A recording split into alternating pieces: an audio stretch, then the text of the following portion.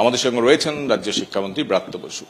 ব্রাত্যদা, এই ঘটনা কেন ঘটতে হলো? একটা যাদবপুর বিশ্ববিদ্যালয়ের মধ্যে শিক্ষামন্ত্রীর এইভাবে হেনস্থার শিকার হতে হলো। যাদবপুরে এটা তো প্রথম নতুন কিছু নয়, এর আগেও অনেকবার ঘটেছে।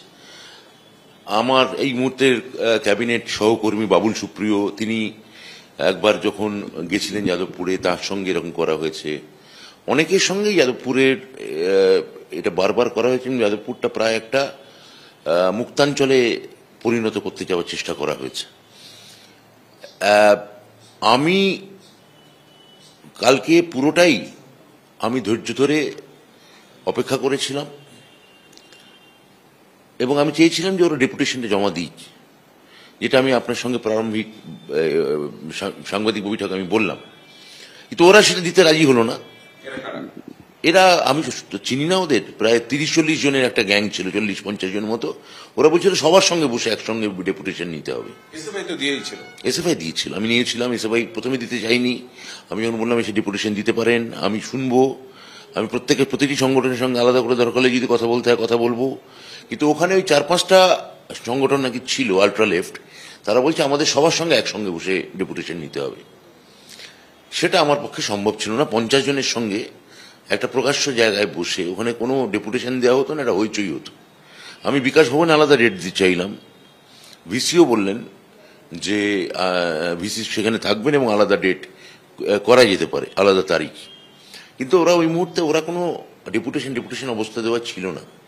ওরা একটা হুলিগানিজমই চাইছিল, ওরা একটা প্রভোগ করতে চাইছিল, হয়তো শারীরিকভাবে হেনস্থা করতে চাইছিল। এবং যেভাবে টানা অধ্যাপকদের মেরে গেছে, এতজন অধ্যাপক আহত হয়েছেন, সেটা খুব দুর্ভাগ্যজনক। মানে ছাত্র হয়ে অধ্যাপককে মারছে, এটা আমার গাড়িতে একটি ছাত্র আহত হয়েছে, সেটা দুঃখের, অবশ্যই দুঃখের। কিন্তু এতগুলো অধ্যাপককে শারীরিকভাবে হেনস্থা করা, সেটা কোন রুচি বা কোন সংস্কৃতি থেকে আসছে, এবং বিনা প্ররোচনায় তাদের মারতে শুরু করা হচ্ছে, এটা এটা এটা যাদবপুরে কি করে হতে পারছে? এটা আপনার প্রশ্ন সত্যি আমাকেও খুব মানে বিস্মিত, আপনার মতো আমিও বিস্মিত। এবং মানে আমি এটা নিয়ে আমি সত্যি কথা বলতে অসুবিধা হচ্ছে যে এইখানে তাহলে এই জায়গায় এসে এইখানকার ছাত্র সমাজের এক অংশ এই জায়গায় পৌঁছেছে। একটা বড় অংশ আছে আমার ধারণা যে কালকের ঘটনার পর থেকে তৃণমূল কংগ্রেসকেই, মমতা বন্দ্যোপাধ্যায়কেই সাপোর্ট করবেন, যারা কোনো রাজনীতি হয়তো করতে চান না, পড়াশোনাই করতে চান, ভালো ফল করতে চান। পড়ুয়াদের পক্ষেও এটা খুব বিপজ্জনক, যারা ওখানে নিয়মিত পড়াশোনা করতে চাইছেন। এর আগে বাবুল সুপ্রিয়, অনেক বিরোধী দল, হোস্টেলে র্যাগিংয়ের ঘটনা, ছাত্র মৃত্যু, র্যাগিং, এই যে টানা, এবং কালকে শেষ গতকালের আমাদের অধ্যাপকদের উপর এইরকম হেনস্থা,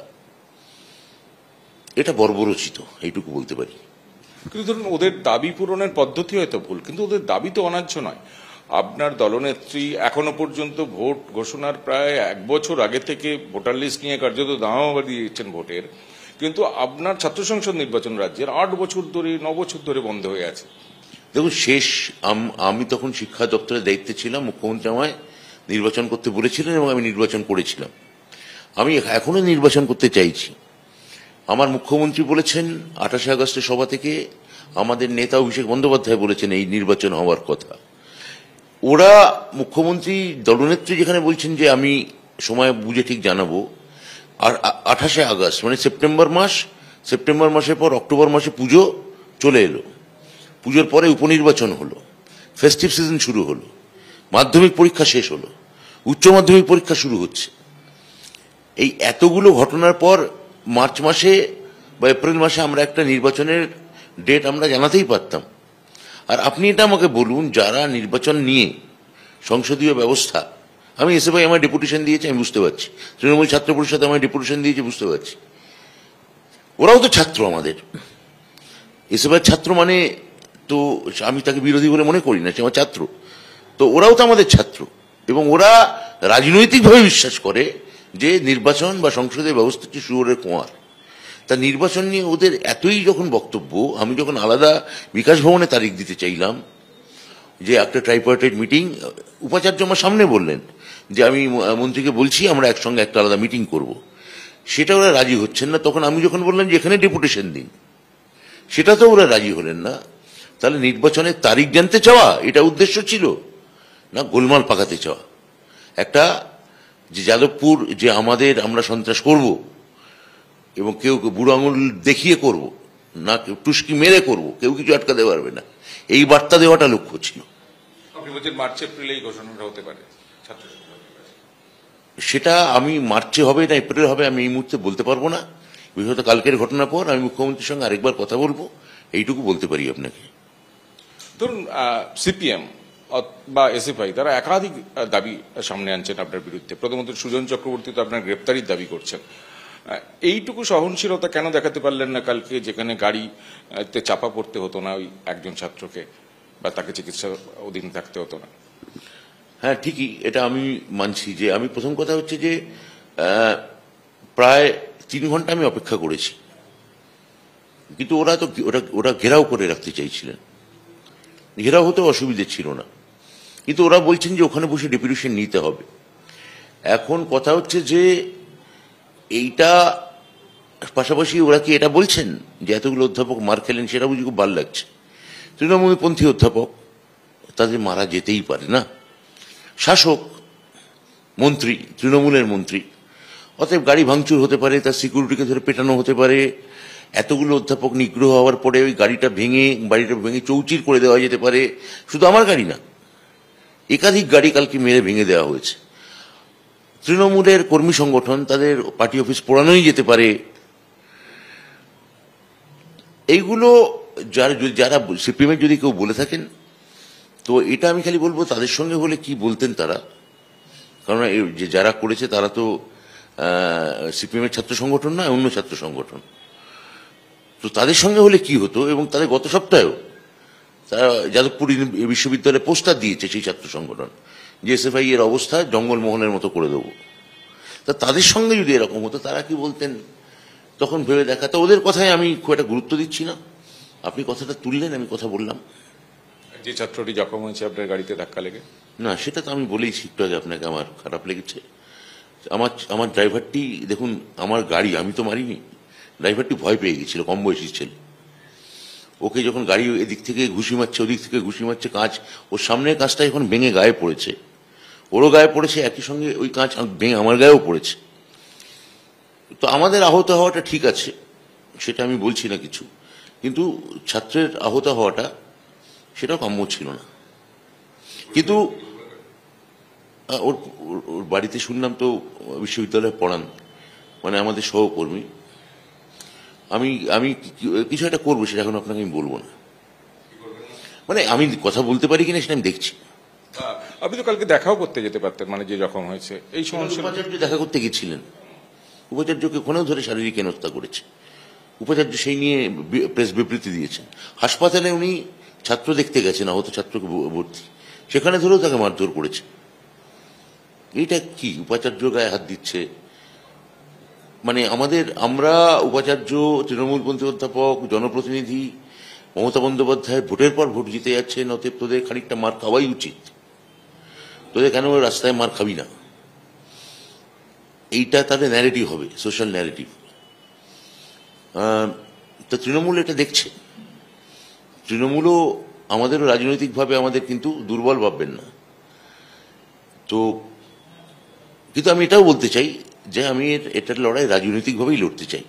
এই গায়ে হাত দিয়ে ভীরুদের মতো অধ্যাপকদের গিরে ধরে মেরে, এটা কোনো রাজনীতি নয়। উপাচার্য বললেন বলে যেটা প্রসঙ্গে তুলি, যে কলকাতা বিশ্ববিদ্যালয়ের অন্তর্বর্তীকালীন উপাচার্য, তিনি বলছেন যে তার অবস্থাও এরকম হয়েছিল একবার, তৃণমূল ছাত্র পরিষদ তাকে ঘেরাও করেছিল, কিন্তু এত হিংস্রতা কেন? মানে ওরা তো নিরস্ত্র ছিল ছাত্ররা, এরকম ভাবে তার গাড়ি চাপা দেওয়া। প্রথম কথা, কলকাতা বিশ্ববিদ্যালয়ে কোন উপাচার্য আছেন বলে আমি জানি না। একজন জোর করে বসে আছেন রিটায়ার্ড হয়ে যাওয়ার পরেও। এবার তিনি তার ব্যক্তিগত মতামত জানিয়েছেন। তার গাড়ি ধরে কখনো কেউ পাথর ছুঁড়ে ভেঙেও দেয়নি, বনেটে উঠে লাফালাফিও করেনি, জুতোও ছোড়েনি, গাড়ি ধরে এরকম মানে ধাক্কাধাক্কিও করেনি। উনি যদি ফুটেজ দেখাতে পারেন, ওই কেয়ারটেকার নাকি আপনি বললেন, ও সেটা তাহলে আমি বলবো সেটা খারাপ। আপনার দলের সহযোদ্ধা সাংসদ সৌগত রায় তিনি বলছেন যাদবপুর বিশ্ববিদ্যালয়ের উপাচার্যের ভূমিকা নিয়ে প্রশ্ন তুলছেন যে ওকে সরিয়ে দেওয়া উচিত, প্রয়োজন হলে সরিয়ে দেওয়া উচিত, কারণ তার ভূমিকা কি ছিল, তার উপস্থিতিতে এটা হচ্ছে। না, উপাচার্যকে আমি খালি এটুকুই বলবো যে আমি ডিপার্টমেন্ট থেকে আমি বলবো, রিপোর্ট দিতে বলবো যে কি হয়েছে আপনি পুরো জানান। পুলিশ কিছুতেই, উনি আমায় ডাকতে বলেছিলেন, আমি পুলিশ ডাকতে কিছুতেই রাজি হইনি। উপাচার্য বলেছিলেন, হ্যাঁ, আগের দিনও বলেছিলেন, সেদিনও বলেছিলেন। কিন্তু আমি উপাচার্যের কাছে জানতে চাই যে ইউনিভার্সিটি আপনার অভ্যন্তরীণ সুরক্ষা দল কোথায়, আপনার সিকিউরিটি এজেন্সি কোথায়, আপনার সিসিটিভি কোথায়, এবং আপনি ওই ইলেকশনের কনস্টিটিউশনটা আমাদের কাছে পাঠান। ইলেকশন করলে যদি আমরা তো করবো, কিন্তু যাদবপুর ইলেকশন যে কনস্টিটিউন্সি যে বইটা আছে, যে কনস্টিটিউশনটা, যে সংবিধানটা আছে, ওইটা আমাকে দেখতে হবে। উপাচার্যকে নিয়ে আমার বলার কিছু নেই। উপাচার্য কালকে কার্যত দিশেহারা বোধ করছিলেন, উনিও কালকে অসহায় বোধ করছেন এবং উনি কালকে শারীরিকভাবে প্রহিত হয়েছে। ফলে সৌগত রায় যদি যেটা বলে থাকেন সেটা আমি বলছি না, উনিও কালকে যথেষ্ট বিপর্যস্ত ছিলেন। হ্যাঁ, উপাচার্য। আরেকটা বিষয়, আপনি এত কথা বলছেন, কালকেও বলেছেন, আজকেও বলছেন, কিন্তু দেখা যাচ্ছে তাৎপর্যপূর্ণভাবে আপনার পার্টি তৃণমূল কংগ্রেসের অফিসিয়াল ওয়েবসাইটে কিন্তু এর কোনো ব্যাখ্যা নেই। এমন এই প্রশ্ন তুলছেন সুজন চক্রবর্তী এবং অনেকেই, যে তৃণমূলের অফিসিয়াল ওয়েবসাইটে শিক্ষামন্ত্রী হেনস্থার শিকার হলেন, অথবা তার দল বাইরে এইভাবে মিছিল করলো একজন শীর্ষ নেতা বা দুজন শীর্ষ নেতার নেতৃত্বে, তার কোনো রিফ্লেকশন নেই। না, অফিসিয়াল ওয়েবসাইট পেজে কি লেখা হয়েছে বা কি যেন এক্স হ্যান্ডেলে কি লেখা হয়েছে সে আমি বলতে পারবো না। এটা সিপিএম এটা নিয়ে ভাবছে কেন? আমার সঙ্গে দলনেত্রী সবসময় যোগাযোগ আছে। দলনেত্রী আমি জানিয়েছি, পার্টি কালকে নিজে একটা এত বড় 7,000 মানুষের মিছিল করেছে, আগামী দিনে আমরা মিছিলের কর্মসূচি জানাবো। এখন এক্স হ্যান্ডেলে কি লেখা হলো বা না লেখা হলো সেটা নিয়ে আমার খুব বক্তব্য নেই। এটা নিশ্চয়ই কখনো আমার সঙ্গে সভাপতি সুব্রত বক্সী আজ সকালে কথা হয়েছে, উনি বললেন যে পার্টি পুরোটাই লক্ষ্য রাখছে, সময় মতো পার্টির দিক থেকে পুরোটাই জানাবে। অভিষেক বন্দ্যোপাধ্যায়কে জানিয়েছে? না, আমার সঙ্গে এখনো কথা হয়নি, আমি জানাবো ওকে। একটা হচ্ছে এসএফআই একটা চাঞ্চল্যকর অভিযোগ তুলছে যে আপনি যে গাড়িতে কাল বসেছিলেন বা আপনার সঙ্গে যে সমস্ত গাড়ি ছিল সেই গাড়ির ট্যাক্স দেওয়া বাকি, প্রথমত। দুই হচ্ছে তার পলিউশন ফেল। একটা বেআইনি গাড়ি রাজ্যের শিক্ষামন্ত্রী চড়ে বেড়াচ্ছেন এবং খুন করার চেষ্টা করছেন। আমি বলতে পারবো না। আমার কালকে যে গাড়িটি ছিল ট্রাভেল এজেন্টের থেকে নেওয়া গাড়ি। আমার যে রেগুলার সরকারি গাড়ি, এটা বিকাশ ভবন সরকারি গাড়ি, বেশ কিছু ভাড়া নেয়। গাড়ি দেখুন, আমি আমার নিজের গাড়ি চড়ি না, সরকারি গাড়িই চড়ি। এখন সরকারি গাড়ি এটা এসছে, তার ট্যাক্স কি ফেল হয়েছে কি না হয়েছে, পলিউশন ক্লিয়ার আছে, এটা আমার রোজ কাগজপত্র মিলিয়ে দেখে চড়া আমার পক্ষে সম্ভব নয়। এই সম্ভব আছে বলে মনে করি না। যদি এরকম গোলযোগ থাকে, আমি যদি সত্যি অভিযোগ হয়, আমি আমাদের দপ্তরকে বলবো গাড়ি পাল্টে দিতে। আরেকটা অভিযোগ আসছে যে আপনাদের অধ্যাপক সংগঠনের একটা সভা, সেখানে অনেক বহিরাগত ঢুকেছেন। স্পেসিফিক্যালি এসএফআই ছবি দেখিয়ে বলছে আপনাদের তৃণমূল ছাত্র পরিষদের কোনো নেতা সে ঢুকেছেন। এমনকি অর্ঘ্য নন্দী, তিনি মধ্যমগ্রামের গুন্ডা বলে তাকে চিহ্নিত করছে এসএফআই, যাকে রতিন ঘোষের সঙ্গে দেখা যায়, তাকে পর্যন্ত কালকে দেখা গেছে। এখন তিনি আমাদের সঙ্গে ঢুকেছেন না কাদের সঙ্গে ঢুকেছেন? অধ্যাপকদের প্রথম কথা হচ্ছে যে 3-3.5 অধ্যাপক ছিলেন, প্রত্যেকের রেজিস্ট্রেশন নম্বর আছে, তাদের কাছে কুপন দেওয়া হয়েছে, তাদেরই ব্যাজ দেওয়া হয়েছে এবং সেটা রেজিস্টার করানো আছে। ফলে তার বাইরে যদি কেউ ঢুকে থাকে, সেটা কার সঙ্গে ঢুকেছে, আমাদের সঙ্গে ঢুকেছে না অন্য কারোর সঙ্গে ঢুকেছে, সেটাও তো খতিয়ে দেখতে হবে, তাই না? কালকে উচ্চ মাধ্যমিক শুরু হচ্ছে রাজ্যে, এবং দেখা যাচ্ছে কালকেই কলেজ এবং বিশ্ববিদ্যালয় জুড়ে ছাত্র ধর্মঘট ডেকেছে এসএফআই। এইটাকে কিভাবে ব্যাখ্যা করবেন? দায়িত্ব কেন? আমরাও তো কালকে ধর্মঘট ডাকতে পারতাম, মিছিল করতে পারতাম। আমি মুখ্যমন্ত্রীর সঙ্গে সকালে কথা বললাম এবং তার সঙ্গে কথা বলে আমরা স্থির করেছি আমাদের যে পরীক্ষা চলাকালীন এই 7 লাখ প্রায় পরীক্ষার্থী, এদের কোনো বাচ্চা লাগে কিছু বেশি, 6 লাখ পরীক্ষার্থী, তাদের কোনো অসুবিধা হোক এটা আমরা চাই না। তারা যাতে নিশ্চিন্তে পরীক্ষা দিতে পারেন সে দেখার দায়িত্ব আমাদের। ফলে পরীক্ষা চলাকালীন আমরা কোনো মিছিল বা মিটিং আমরা করব না। আমরা পরীক্ষা হয়ে যাওয়ার পর বিকেলের দিকে ছোট মিছিল করতে পারি, বিভিন্ন অধ্যাপকরা করতে চাইছেন, সারা রাজ্য জুড়েই করতে চাইছেন, অশিক্ষক কর্মচারীরা করতে চাইছেন, শিক্ষক সংগঠনগুলো করতে চাইছেন, তা তারা হয়তো করবেন। কিন্তু সেন্ট্রাল মিছিল যেটা, অর্থাৎ যেটা পার্টি আমাকে সকালে আমার মন্ত্রী অরূপ বিশ্বাস বললেন যে পার্টি থেকে একটা যাদবপুর থেকে 8B বাস স্ট্যান্ড বা উল্টো মানে সরি যাদবপুর থানা থেকে 8B বাস স্ট্যান্ড ওখানে একটা মিছিল আমরা সেন্ট্রালি আমরা বিরাটভাবে করব এবং ওখানে মঞ্চ বেঁধে আমরা মিটিং করব যাদবপুর বিশ্ববিদ্যালয়ের উল্টো দিকে।